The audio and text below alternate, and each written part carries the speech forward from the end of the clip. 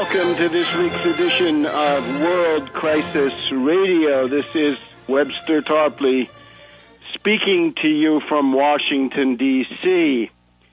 We are now at the point of the summer solstice.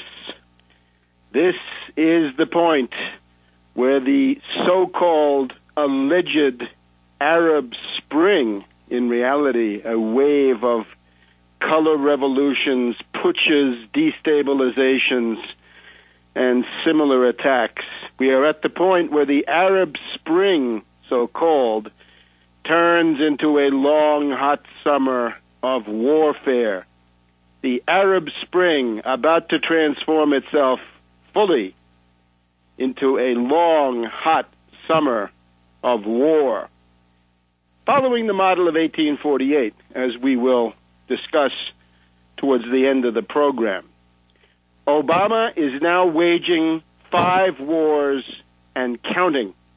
Or we think he's waging 5 wars. Under the current boots-on-the-ground theory of the Obama regime, we're not sure how many wars are being waged, because Obama basically says if there are no U.S. ground troops, infantry deployed, then he can wage war without limit. He can attack everybody on the planet as long as he's only using air power and sea power. This is an absolute monstrosity.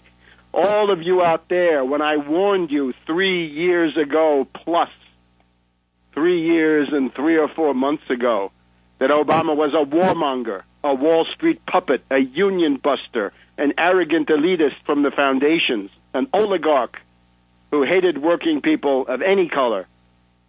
Well, now you see, it's all true.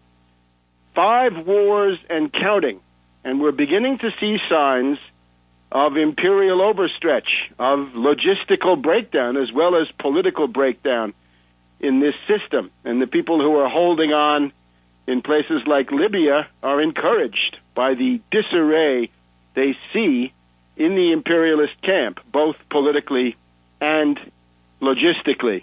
So we are now at a kind of turning point. I would like to cite an interesting statement made yesterday, which I saw on Russia Today. A Chinese expert, Dr. Kiyul Chung, Kiyul-Chung, normally operating in Beijing, says we have reached an historic crossroads, the brink of the moment when the world will either be subdued by U.S. NATO operations, or the world will overcome U.S.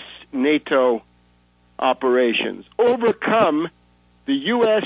NATO military intervention in Libya, which is now striking Libya, which is threatening to move possibly into Syria or even Iran. And he points to the fact that it's going to be up to Russia and China, as well as other participants in the Shanghai Cooperation Organization meeting this week, to oppose the unilateral, aggressive actions and unilateral, aggressive, and neo-colonial actions of the U.S. and NATO. An historic crossroads. Sure enough, we are at such a crossroads.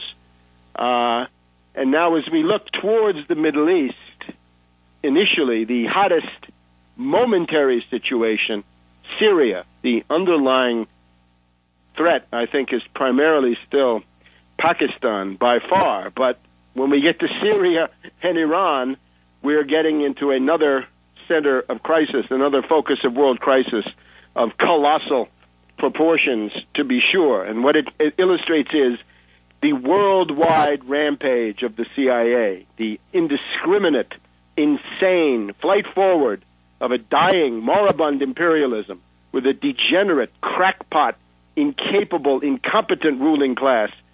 Their goal to destroy every nation-state on this planet, including the United States, including all the Europeans, including everybody else, and go for a neo-feudal world empire of tiny, balkanized pathetic, squabbling little entities, none of which would be able to offer any serious resistance to the forces of the International Monetary Fund, which just downgraded the United States, the World Bank, the World Trade Organization, and the enforcement arm, NATO, and some related organizations. That is the nightmare vision that hides behind the pleasant slogans of human rights, constitutional government, the rule of law, free speech, and the protection of civilians as we see it today. So we are in the middle of a huge world crisis. And as we'll point out later in the program, the idea that we've also got the economic financial breakdown crisis reaching a crescendo is not new, not atypical at all, but typical.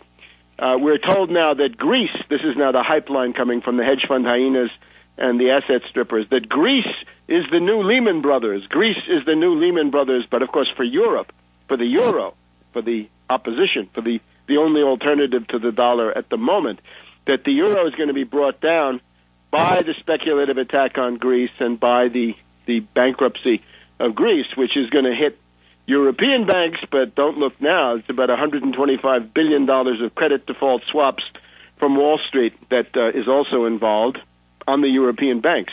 So that's more than enough to bring them down. We have to recall September 21st, 1931, the British pound defaulted on gold. That's the central event of the World Economic Depression of the 1930s, the event that destroyed the world monetary system, the trading system of the world. But that was linked, a matter of days, with the Japanese attack on China, the Mukden incident provoked by Japan, Japan then advancing into Manchuria, the creation of the puppet state of Manchukuo, starting September 18th, 1931. So you could say that's really where World War II began, because that war then became continuous. The Sino-Japanese War of the 1930s into the 1940s was the continuous precursor of World War II worldwide. So today it's the Lehman Brothers, i.e. Greece, going together with the escalation of the military strategic crisis. So a big mess. And what it shows is that the Anglo-American ruling class above all, but also other ruling classes not looking too doggone good these days.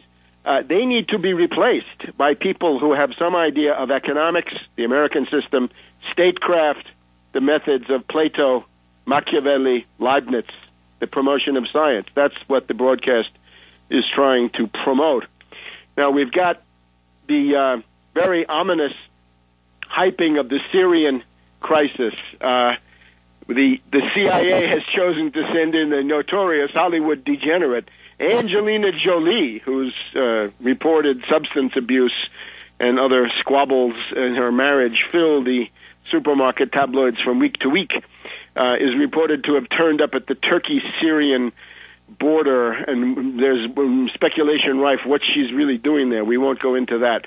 But you can see the Siamese twin relation between Hollywood and the CIA holds up once again, and what this dubious woman is doing there is anybody's guess. But you can see that there's a great desire to focus more attention on it, and we've got voices raised in the U.S. Congress that it's time to attack.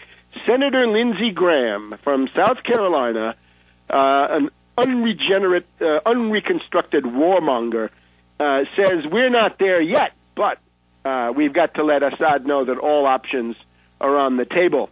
You need to put all options on the table, including a model like we have in Libya, says Senator Lindsey Graham. That means bombing, and we've got any number of indications that that's being prepared. Let's just take a look at the military stuff in that equation when we come back here on World Crisis Radio.